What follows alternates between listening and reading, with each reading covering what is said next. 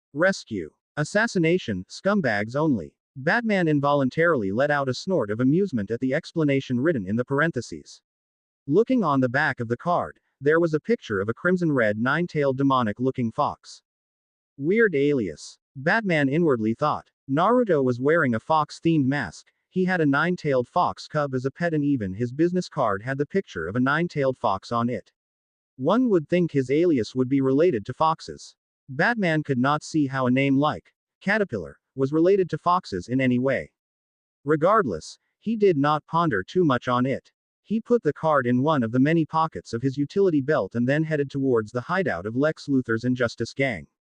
Asterism. An Almeration ship exited Earth's atmosphere and headed towards the edge of the Sol system at a constant speed, in a straight line.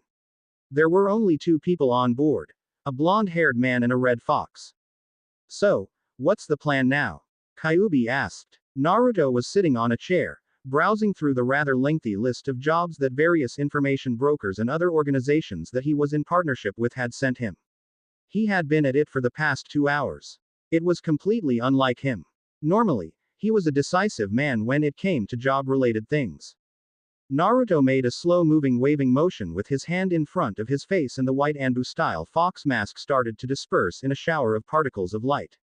The reason why he could even eat without taking his mask off was that the mask was not an actual, physical object but a jutsu that he had created, one that he could easily control at will. It was a jutsu that he created primarily not to disguise his identity, though it was good at it since not even Superman could see through it with his X-ray vision, but to solve the problem of poisonous gases and the lack of oxygen. That meant that he could now survive in hostile environments with no issues and even underwater. It was something that he had created out of necessity after going through countless dangerous places during his travels across the universe. When the mask dispersed, the previously blue eyes became red and his sun-kissed blonde hair took on a darker tint too, becoming a strawberry blonde color, almost red. As for his face, it had not changed too much since his teenage years. The more noticeable differences would be that the whisker-like marks on his cheeks had become darker and thicker, and that, between his eyebrows, 2 rather deep frown wrinkles could be seen. He looked like a man in his mid-20s. When the mask disappeared, Naruto rubbed his face with his palms and sighed. I don't know. I don't even know what job to take or if I should take any job at all. The reason why he had become a mercenary was that he needed a way to finance his expeditions. Intergalactic travel was very expensive. Ships capable of interstellar travel, their maintenance costs, the fuel, the weapons to equip them, information, all those things were not cheap at all, regardless of the galaxy. No, their prices were exorbitant, hence also the reason why his services were rather expensive too. But now that he realized that finding a way back home was impossible, he was at a loss for what to do. You've searched enough, Naruto. Almost a century is more than enough. Even if you went back now, what would you go back to? Everyone in your generation has long since passed away. You know as well as I do that shinobi don't live long lives. Naruto frowned at those words. It had become a habit for him, and that was the reason why the frown lines between his eyebrows were so pronounced. Don't tell me you've forgotten what happened 88 years ago, Kurama. It's the reason why I don't look a day over 25. For me, it was only 1 hour, but when I came out, almost 50 years had passed in the outside world. At those words, the hair all over Kyuubi's back and his 9 tails became straight like needles as a series of chills went down his back. At that time, Kyuubi had still been sealed inside Naruto as the two of them had not managed to find a way to let Kyuubi out without killing Naruto until he was in his late 40s. However, through Naruto's eyes, he could see and experience the outside world, just like Naruto could. The sight he had seen that day would forever be ingrained in his brain. It was something that neither he nor Naruto would ever be able to forget. Nonetheless, Kyuubi did not want to back off. I know what hope you've been clinging on for the past century, time dilation. You've been hoping that while a century has passed here, maybe no more than a day had passed in the elemental nations. 1. But forget about a day, just think about 1 hour. No, even 5 minutes. Who could survive against the rabbit goddess after she kicked us out of the dimension? You think that Uchiha could? Or that useless woman you used to have a crush on? Or maybe your sensei? Hell, at that time, even you wouldn't have been able to last all alone against Kagaya for 5 minutes. Shut up. Naruto shouted incensed. The amount of chakra that his mere shout contained made the entire warship shake terribly. Kyuubi scoffed, not in the least intimidated. But he still chose to give up on his tiny fox cub form, and his body enlarged until he was several feet tall, making the control room barely accommodate his enormous size. His voice became even more powerful and demonic when he spoke next. You don't like to hear the truth, Here. I'll spell it for you. Everyone is dead. You've been living with your mind stuck in the past for almost a century. Fighting for something that probably doesn't even exist anymore. When Kyuubi said those words, it was like Naruto had suddenly lost all his energy. He sat down on the pilot's chair and let his head fall against the steering wheel of the ship lifelessly. Inwardly, Kyuubi felt his heart crack at that sight. He cared about Naruto like his own brother. They were family. Telling Naruto such harsh words hurt him too. Forgive me, Naruto, but it had to be done. You've spent a human's entire lifetime already on a wild goose chase. It's enough. I can't watch you waste your life like that any longer. It's time to let go. Kyuubi thought in his heart. The two of them often argued and sometimes even brawled, but it was play fighting. It was very rare for them to have a serious fight. The number of times they fought ever since Kagaya had thrown them into another dimension could be counted on the fingers of one hand. And Naruto had always avoided speaking about how small were the chances of them ever going back home. He even avoided thinking about it. You were right, Kurama. I'm sorry, Naruto said. In the deafening silence that followed, the sound of his tears falling on the floor could be heard. They were big, bitter tears. Tears filled with the frustration and bitterness that he had bottled up inside of him over the past century. All this time, he had pursued his goal with tunnel vision, mindlessly. He had not allowed himself to cry, to doubt himself, or to despair. But now, his path had finally reached a dead end. He had traveled to all the known planets inhabited by humanoid creatures, all across the 3,600 sectors of the universe. He had met the oldest beings in the universe, the guardians of the universe, to ask for information, and he had even ventured to explore the unknown void of the universe, almost dying several times in the process. But it had all been for naught. He did not have any other leads. He had exhausted all his means. I was selfish. I'm sorry. I've only thought about myself. All these years, you've followed me and helped me without saying anything. And I never thought of what you might want to do. What are you talking about, you bastard? Don't make this about me. Kyuubi shouted and grabbed Naruto by the collar of his cloak. This isn't about what I want. It's about. But Kyuubi choked on his words when Naruto brought his arms around him and hugged him tightly while crying in his chest. At that moment, Naruto looked nothing like a world-famous intergalactic mercenary. He did not look like someone who had fought on equal grounds against a god and lived to tell the tale. At that moment, he looked no different than a child crying in despair. The now giant fox brought his tail around Naruto and gently laid his chin on top of his head. Apart from the sage of six paths who had died more than 1,000 years before, Kyuubi had never cared about any of the humans or beings from the elemental nation. Kyuubi had never missed his homeworld. On the contrary, the past century spent traveling the universe, especially the last 60 years, ever since they found a way to unseal him from Naruto, had been the most fun and amazing period of his millennia-long life. Traveling to new worlds, exploring unknown lands, seeing all kinds of creatures, and eating so many kinds of good food. It was a life better than he had ever hoped to have even in his wildest dreams. In the elemental nations, he had been nothing but a beast hunted by humans and imprisoned to be used as a weapon of war. He had no sweet memories of it. But he understood Naruto's feelings. He was a man loyal to his loved ones to a fault. And the Fourth Great Ninja War happened only a few weeks after the village that used to hate him had finally acknowledged him. He had become a hero and it looked like his lifelong dream of becoming a Hokage was within an arm's reach, no longer something deemed as a pipe dream. People had started to respect him and love him. But his friends, his precious people, and everything he had worked so hard for had been taken away from him when he had been thrust into an unknown world. A world that he had roamed like a vagabond for almost a century. Kyuubi could understand his despair. So he let him cry. Despite the mucus and tears staining his beautiful fur, Kyuubi did not say a word of reproach. It's all right, Naruto, it's all right. Let it go. A long but rather narrow and sinuous lake surrounded by tall and steep mountains on all sides. It was a fjord, a place of rarely seen beauty. A simple wooden boat was floating gently on top of the water, and on the boat there was a red-eyed man with thick and dark whisker-like marks on his cheeks. Despite his rather scary-looking face, there was an aura of peace and calmness around him. With a straw hat on his head and a fishing rod in his hands, the young man looked as though he was one with nature, an integral part of it. It was as though the passage would be incomplete without him. All of a sudden, with a quick jerk of his wrists, he pulled on the fishing rod in his hands. An enormous yellow fish about 25 feet long cast a shadow over the lake when it was yanked out of the water. It was even larger than the man's wooden boat. But there was no panic in the man's red eyes. With practiced movements, he threw 5 shurikens at the large fish still in midair.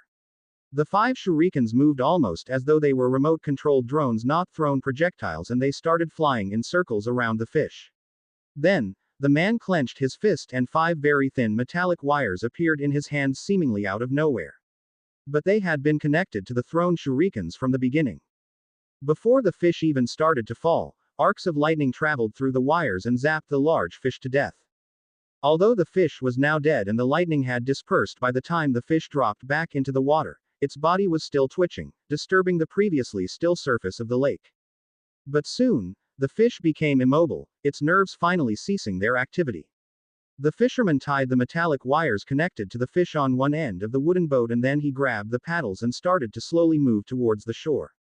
On the shore, a giant bonfire was burning merrily and a 9-tailed fox that was as big as a horse was pacing around restlessly.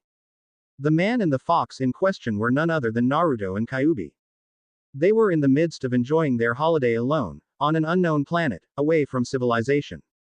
It was a planet from outside of the 3,600 sectors of the known universe protected by the Green Lantern Corps, in a star system located in the unknown void. Its living conditions were nearly identical to the Earth, but there were no sentient creatures on this planet. There were only animals, and because of that, nature was rich and pristine. It was Naruto and Kyuubi's secret refuge, a place where they sometimes went to heal their souls and rest. Asterism. 1 hour later, more than half of the enormous fish had already been cooked and eaten by the two of them. More exactly, it was Kyuubi who had eaten almost everything by himself. Lost in his greed and gluttony, he had even increased his size to that of an elephant so he could take bigger bites out of the fish and eat more at once. In contrast to the voracious fox, Naruto was sitting cross-legged on the grassy ground with his eyes closed. As he drew in the natural energy of the planet, he periodically exhaled a grayish-black cloud through his mouth. Once every few years Naruto came here to expel the impurities that his body accumulated by drawing in the natural energy of the planets that were inhabited by sentient species. Whenever he used his sage mode on such planets, he would draw on the polluted, infected energy of nature. It did not have an immediate effect on him if it was in small doses, but if left unattended, or if he drew too much of that infected energy at once, he could become like Jugo from the elemental nations and go berserk. Or worse, instead of going berserk, he could turn into a statue if he lost control of the natural energy in his body. He had gone through that in the past once, so he was careful to not repeat his mistakes again. I love this planet. Such pure nature. Such calmness. Such peace. Naruto opened his eyes and said, I feel like any sage mode user would be able to prolong their lifespan by decades if not even centuries simply by living here. The elephant-sized fox's voice boomed from the bonfire. It's not about the duration of one's life but its quality. Look at me, I've lived for 1,000 years, but the last 60 to 70 years since you unsealed me from your body had been the best of my entire life. If I had to choose between the previous 1,000 years in the elemental nations and 70 years in this dimension, I'd choose this new world in a heartbeat. You're right, Naruto acknowledged. This planet is beautiful, pure and peaceful, but there is nothing to do here. It's nice to come and rest once in a while, but living here alone for years or decades. Most sentient living beings desire the companionship of other people. And Naruto was no different. Although he no longer got emotionally attached to persons and places, he still enjoyed living with people. He liked interacting with others, joking around, visiting restaurants, going to movie theaters, and sometimes he liked even to just go to a bazaar and watch people haggle and argue with each other for prices. Although people had a very dark side to them, they had beautiful parts too. And the more he lived, the more Naruto understood that these two sides of people were like the two sides of a coin. One could not exist without the other. As Naruto was sunken deeply into his philosophical thoughts about people's nature, a very loud beeping sound came from a small distance away. It came from the combat suit that he had left in a hut that he and his shadow clones had built when they arrived on this planet a few weeks before. Now, he was wearing casual clothes, a pair of brown pants and a light blue t-shirt. He had no weapons or any other devices on him except for the armband that contained the shurikens and ninja wire that he used in fishing. Ha! He sighed in annoyance. These guys don't know how to give up. He went to his hut and took out a wristwatch. Then, he covered his face with his hand and made a downward motion with it. A white Anbu fox mask appeared on his face and his strawberry blonde hair became bright gold while his red eyes became baby blue. Then, he tapped the screen of the wristwatch with a finger and a hologram appeared on top of it. It was a human-sized humanoid rat. A high-pitched voice came out. Seriously, Mr. Uzumaki, where have you been these past 4 months? You didn't give us an update on your location and most of the time we couldn't even reach you through the lightwave. We've been so worried that. The hologram of the talking rat abruptly disappeared when Naruto cut off the transmission. But 2 seconds later, the wristwatch started beeping again. Hey, why did you hang up on me, huh? Here I am, all concerned about your well-being and that's how you treat me. You ingrate. If the mask didn't cover his face, one would be able to see that a vein started to pulse on Naruto's forehead. Alright, I'll cut the transmission and switch off the lightwave receptor. No, wait, the rat man yelled frantically. He calmed down when he saw Naruto did not follow up on his threat and said unhappily. Sheesh, you're as grumpy as ever. No pleasantries, no joking around, nothing. Get to the point already. Naruto couldn't help shouting. I do joke around with most people but you're just so irritating. Arg, why'd I even put up with you? A smug expression appeared on the rat man's face at the blonde's outburst. It's simple. Because I'm the best at what I do. Naruto let out a snort but did not contradict him. Look, I know you said you need some time on your own, but we've got a huge job on our hands this time. To be more exact, 2 huge jobs. With the payment from these 2 bounties, you'll probably be able to even buy a fleet of ships strong enough to take over a planetary system. Or legally buy a small-sized terraformed moon. When Naruto remained silent, the rat man said in exasperation. I hate it so much when I can't gauge your reaction because of that creepy mask of yours. After a few seconds of silence, Naruto spoke. I told you I'm retired. At least for now. I don't really have a need for money. I have enough money to live in peace for a long time. I don't care about conquering planetary systems and whatnot either. As for owning a moon, he trailed off and started to chuckle. He already had a planet twice as large as the Earth with perfect living conditions and nobody to mess up its nature and ecosystems. It was like a paradise. What was a mere moon compared to that? Come on, just this once. I need you to take this job. Don't do me like this, man. The rat man almost begged. Naruto covered the forehead of his mask with his right hand and sighed, not knowing whether to laugh or to cry. What did you do this time? Did you gamble your wife and your kids and lose again? It was not a joke, nor an exaggeration what Naruto asked.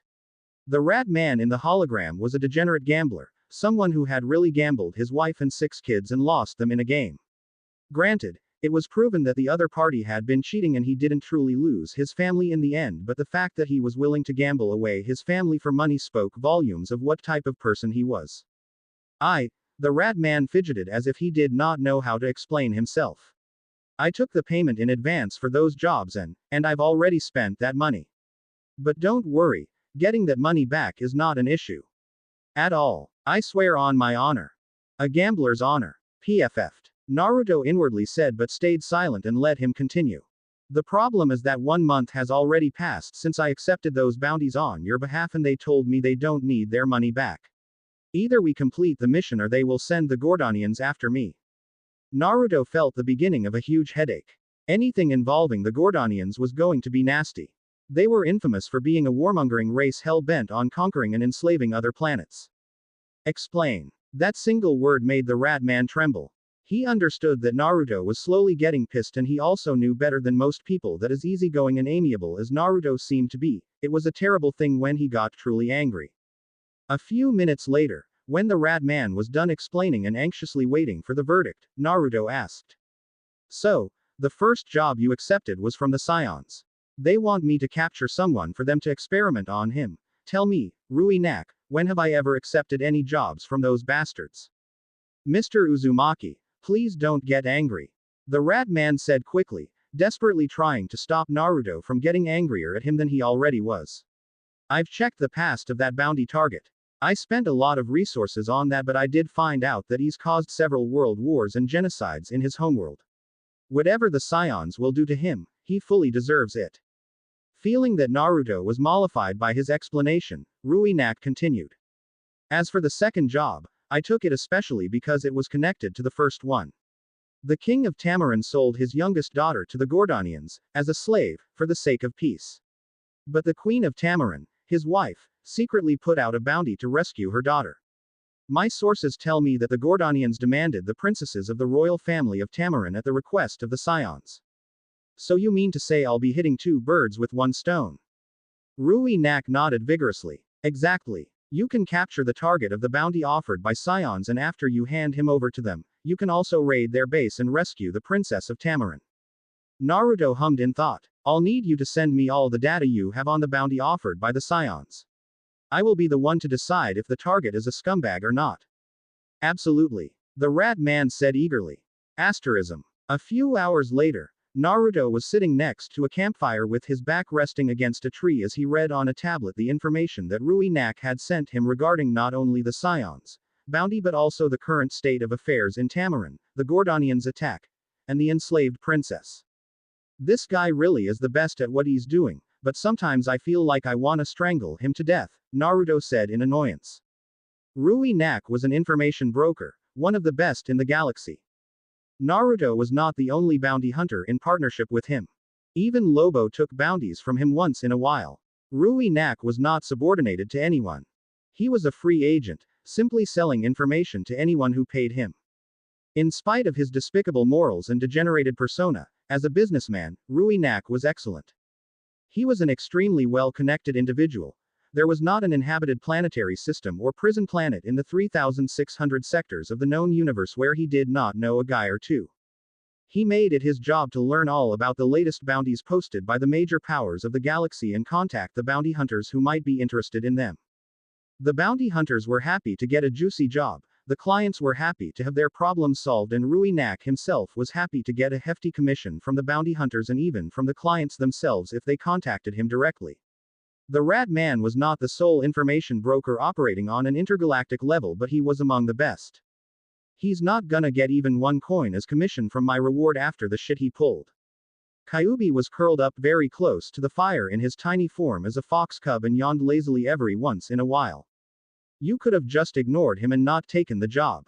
But you couldn't help playing the hero again, Kyuubi jabbed at him. Naruto glared at the fox and said in retort. What hero? I'm getting paid for it. Not to mention, we've worked together for so many years. Keep telling yourself that. Seeing Naruto becoming silent at his words, Kyuubi asked. So, where are we going now? To Earth. What would the Scions want from Earth? Kyuubi raised his head from his front paws and asked, appearing as though he was very intrigued. Apparently, it's someone who has lived for nearly 50,000 years. He's the one who caused the two deadliest wars in Earth's history and numerous other atrocities. A human named Vandal Savage. I think the Scions will dissect him to the last atom to see what makes him tick, what gave him immortality when everyone else on Earth lives up to a century at most. Didn't think we'd get back to Earth so soon. Not that I have anything against it, mind you. Kyuubi said, and the 9 fluffy tails at his back started wagging. Naruto grinned when he looked at the tiny fox's unveiled excitement.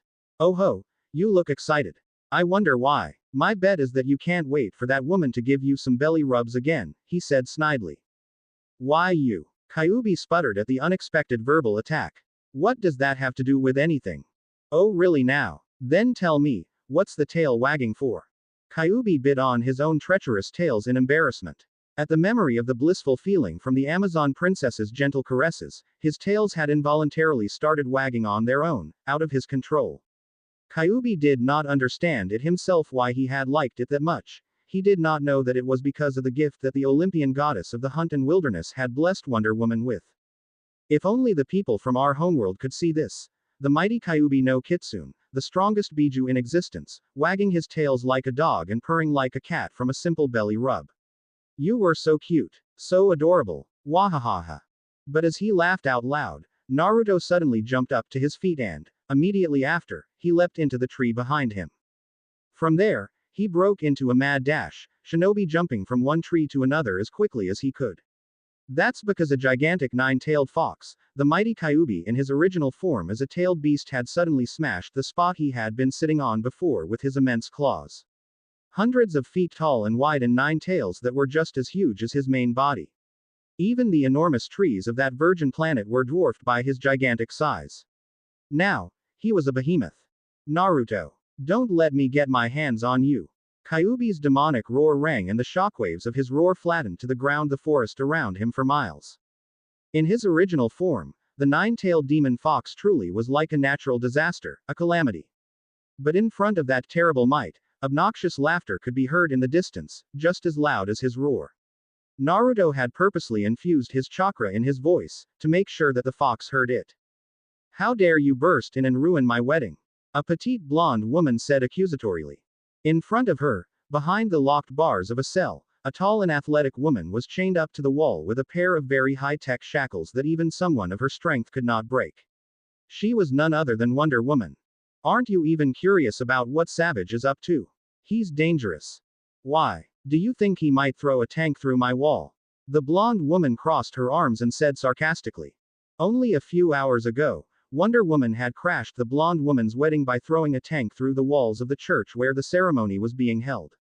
It was the wedding of Vandal Savage and Princess Audrey, the daughter of King Gustav, the ruler of Cosnia. Grow up. He's obviously using you. He's amassing military and political power. For what? What do you think? He's got to be stopped. Wonder Woman shouted, finally reaching the end of her patience.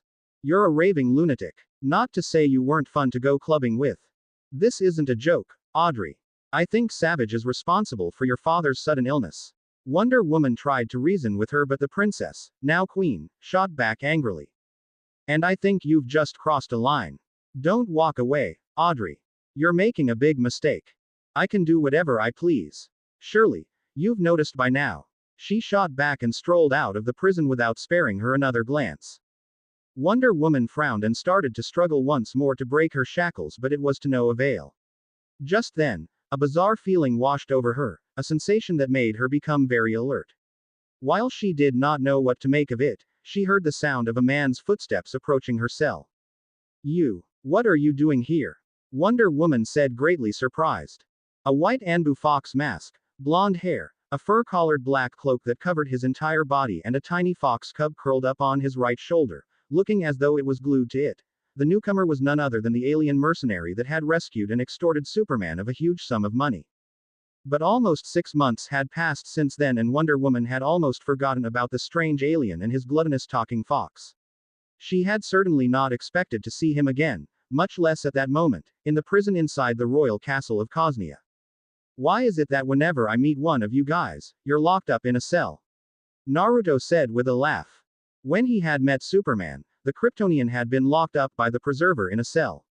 Now when he was meeting Wonder Woman again after half a year, she was locked up in a cell too by Vandal Savage. At first, Wonder Woman had intended to ask for help, but she was getting increasingly weirded out by the situation. What are you doing on Earth? How are the guards right next to you not reacting to your presence? Did Vandal Savage somehow hire you? She asked in a low voice. Naruto waved a hand to reassure her and said, Don't worry. Vandal Savage is not my employer. He's my bounty. As for why these men can't see me, they're under an illusion. Something like a spell. It turned out that the strange sensation she was feeling and her instinctual alertness were due to the illusion that he had cast. Is what you said to that bratty princess earlier true? Is Vandal as bad as you claim? He asked. Yes. He's the one who orchestrated World War II and caused the deaths of millions of people. She's not lying, Kyuubi whispered. Due to his negative emotion sensing, no lies or negative emotions could escape his radar. Naruto had read up on the data about Vandal Savage that Rui Nak had provided to him, but he always researched the veracity of his information by interacting with the locals and doing some research of his own on site. He never trusted someone's words blindly. All right, thank you, Naruto said and stepped away, about to leave. Hey, don't just leave, help me out. When Naruto stopped in his tracks but did not immediately say anything, Wonder Woman added quickly, thinking that he was going to try to extort her of money too, as he had done with Superman half a year ago. If you want gold, I'll give you as much gold as you want. She was the princess of the Amazons. She may not be as rich as a billionaire like Batman, but the Amazons had enough treasures and ancient artifacts for her to live in luxury like not many other women on Earth could afford. She just chose not to because of her upbringing as a warrior. Sorry, princess, no can do. I have a feeling that if I let you out of this cell, you'll try to get in my way and stop me from doing my thing. Seeing the furious glare she threw at him, Naruto involuntarily chuckled. Relax. One of your hero friends, I think Batman was his name, is hiding just a few feet away. I think he's been waiting for a chance to break you out of your cell, but he fell under my genjutsu like the rest of the guards. Unlike you who seem to have some innate resistance to magic, he's just an ordinary man. Anyway, once I collect my bounty, I'll release the illusion and he'll free you too.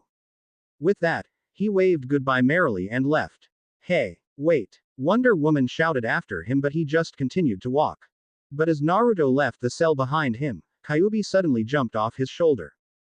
Yo, Kurama, what's up? You go ahead and capture that Muppet. I'll catch up a bit later. Kyuubi said. Naruto looked at him strangely. Not a word. Kyuubi growled threateningly, but Naruto would not be himself if he didn't poke fun at him when he had the chance. You like her? Shut up. Just get going and stop wasting time. Kyuubi barked at him. After that, although Naruto did not continue to tease him, his chortles made Kyuubi gnash his teeth. Though he could not fully understand it himself, Kyuubi had an inexplicable feeling of attachment to the woman. It was ridiculous to him as well to believe that it was all because of just a belly rub. In truth, Kyuubi's feeling of attachment to Wonder Woman was not a strong bond or anything like being willing to put himself in danger for her sake. It was just goodwill. But that slight goodwill he felt for her was significant enough for him to not be comfortable with ignoring her plight as he would normally do with other humans.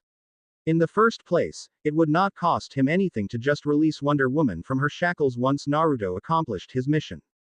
Asterism. Although his masking technique made his eyes look blue, in reality, currently, his eyes were red and his pupils looked like a cross between a slit and a horizontal bar. At that moment, every single life signature in the castle was as clear in his perception as though he could see them with his own eyes. Due to his sage mode, it was a piece of cake for Naruto to find Vandal Savage's location because his life signature was clearly different from other humans. It was quite similar to that of the Amazon princess locked in the cell, not quite as strong, but still similar. As that woman immortal like Vandal Savage too? Immortal like me, Naruto asked himself, intrigued. When he had come to Earth the first time around, he had not used his sage mode, as he had had no reason to. Unless it was for the sake of a mission, he would generally prefer to not use his sage mode on the planets inhabited by sentient creatures due to the high degree of pollution of nature and the harmful effects that drawing such infected energy would have on him when taken in large doses. Soon enough, he reached the control room. In a puff of smoke, his body transformed into that of a housefly. Henge was one of the first and easiest techniques that shinobi used to learn back in his homeworld. Even 10-year-old kids could perform it. But, despite its simplicity, it was invaluable for any spy, sabotage, or assassination missions that had to be completed covertly. Vandal, what do you think you are doing? The new queen of Cosnia asked in disbelief. Just a few moments before that, Colonel Vox, Vandal Savage's right-hand man, had confirmed the destruction of the Justice League's spacecraft. Destroying the Justice League. Building a railgun. Assuming total dominion over the nations of the Earth. Vandal Savage said from his throne-like seat. Then, he chuckled. Sweet foolish child. Wonder Woman was right all along. Ridiculous. You'd have to be over 100 years old. Queen Audrey said in denial. I'm far older than that, Vandal Savage boasted. It was over 25,000 years ago when I got this power. While my fellows cowered with fear, I dared to approach the strangely glowing rock that fell from the sky. It was warm and the night was very cold. I slept curled up next to it, not realizing what its radiation would do to me. But over the millennia that followed, as I watched those around me grow old and die while I remained unchanged, I discovered the truth. I came to accept my destiny. I live to rule. Delusions of grandeur aside, I rule Cosnia. Queen Audrey shot back. That's why I married you, Vandal Savage said smugly. It's also why I poisoned your father. You poisoned my father. She yelled and slapped him with all of her strength, leaving a trail of bloodied scratches on his face. But after Vandal Savage grabbed her arms and immobilized her, she grew shocked when she saw the clawed skin of his cheek heal up in a second. Guards, confine this brat to her quarters. At his words, 2 soldiers grabbed the young queen roughly and started to drag her outside. But everyone in the room froze when a masked man appeared behind Savage Vandal out of nowhere. The self-entitled king of Cosnia suddenly found his feet leaving the ground when a steel-like hand clenched around his neck and lifted him in the air. A perfect Russian came out of the masked man's mouth. My mission was to capture you and hand you over in perfect condition, but trash like you doesn't deserve to live even as a lab rat. At that moment, the soldiers in the control room and Colonel Vox woke up from their stupor and immediately started to yell as they pointed their weapons at him. Release him immediately. Vandal Savage also struggled to say despite his throat being choked.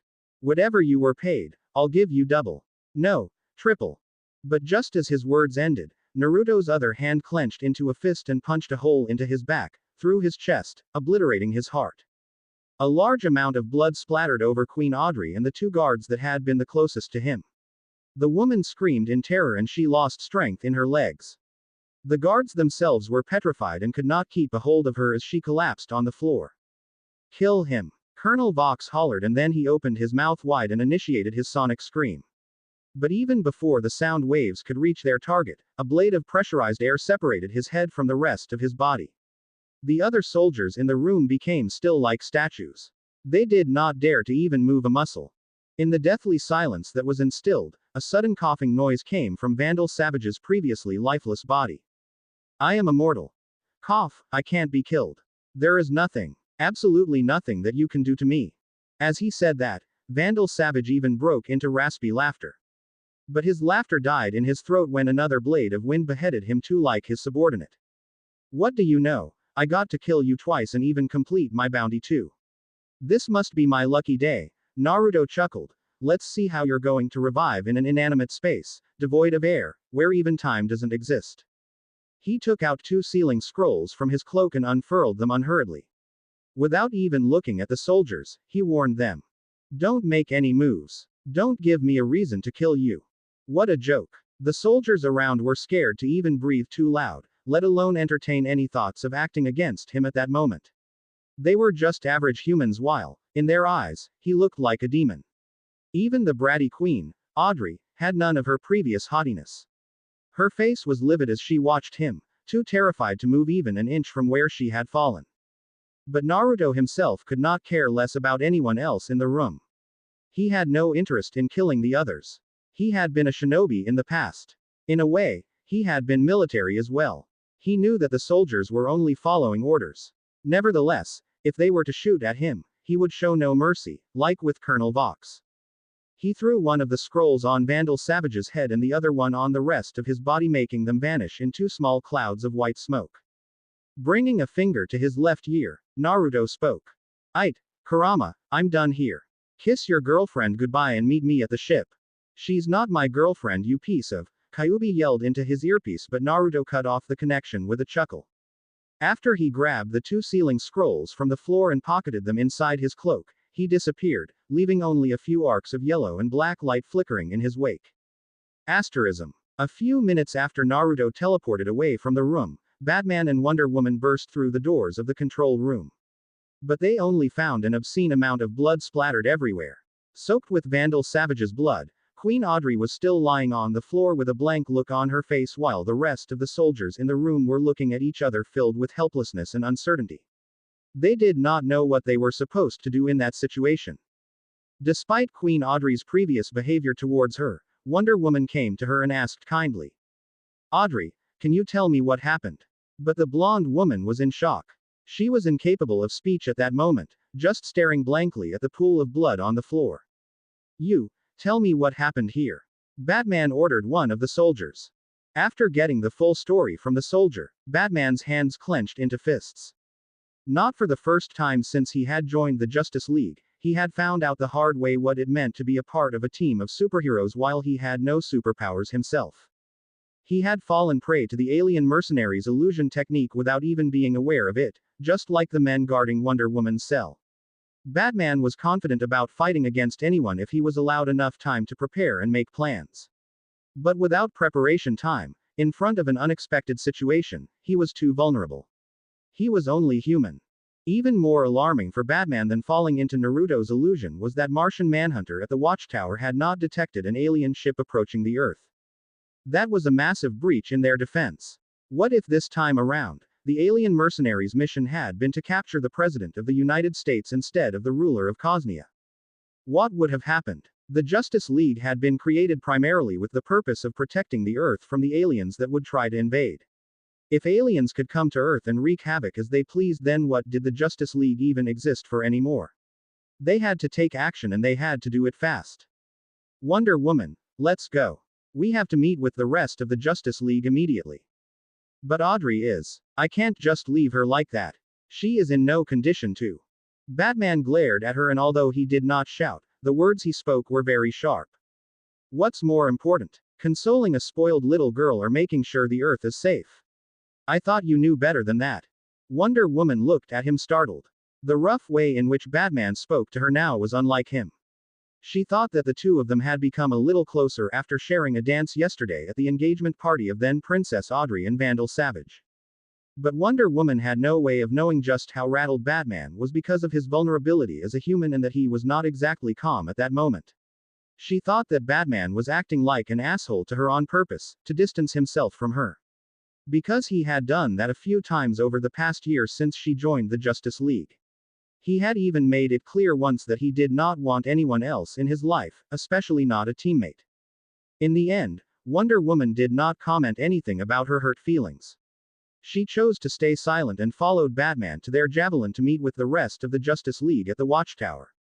However, in her heart, she gave up on any thoughts she might have had about a possible relationship with Batman.